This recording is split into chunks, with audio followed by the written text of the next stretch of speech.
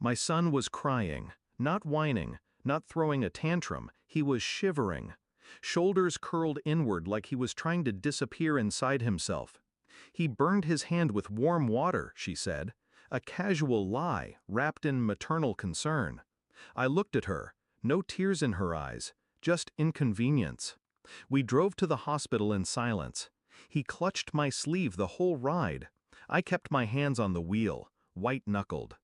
The doctor peeled the bandage back and looked at me, not her, me. "This wasn't an accident," he said, voice low, eyes sharp. "This was held. Deliberate." The room stopped breathing. I nodded, tight, controlled.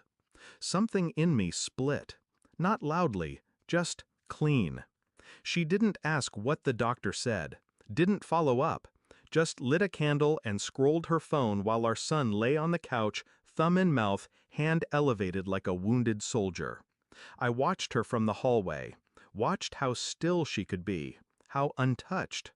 He called her mommy, but lately it sounded like a question.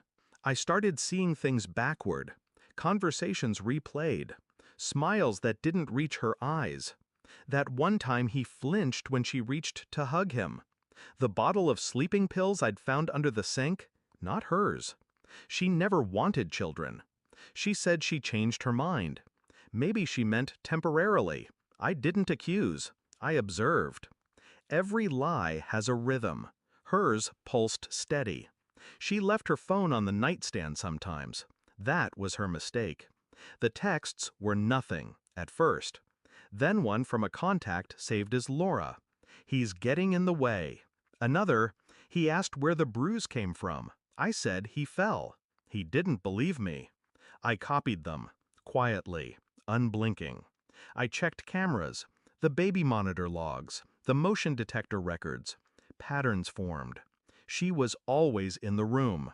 When the crying started, when the silence dragged too long, our son stopped asking for her at night, started sleeping in my bed, woke up screaming less.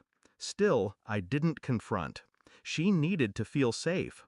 The more secure she felt, the more careless she became. The monster always smiles before it feeds. I met with a pediatric psychologist, then a lawyer, then a detective. The report was clinical, but it bled.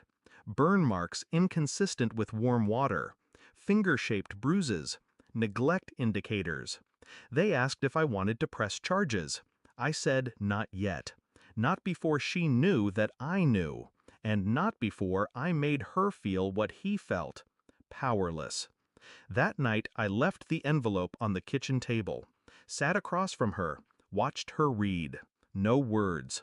Not one. Her hand trembled halfway through. She looked at me like I was someone else. I was. I had to be. "Why didn't you say anything sooner?" she whispered. I smiled, just a little. "Because I was giving you time to tell the truth." She didn't. She never would. I took him with me the next morning. Didn't tell her where we were going. Court, hospital, CPS, all lined up like dominoes. The lawyer called her that afternoon. She screamed through the phone. Threats, pleas, denial. Said I was ruining her life. I didn't reply. I sent the court order for emergency custody. Final, irrevocable. That night she came to the house, pounded on the door. He hid behind me, tugged my hand. "I don't want to go with her." "You don't have to." I opened the door. She tried to push past me. I held the frame. Calm, cold. "There's nothing left for you here," I said. Not even sympathy. She saw the deadness in my eyes and backed away. She doesn't call anymore. The silence feels earned, paid for in scars I didn't see until they were too deep to ignore. He laughs more now, sleeps through the night, draws with both hands again. Sometimes he still asks why she did it. I never give him an answer, because some truths shouldn't pass from parent to child. Some rot ends with me. But I'll never forget. Warm water doesn't burn skin, it burns trust, and that kind of burn never heals.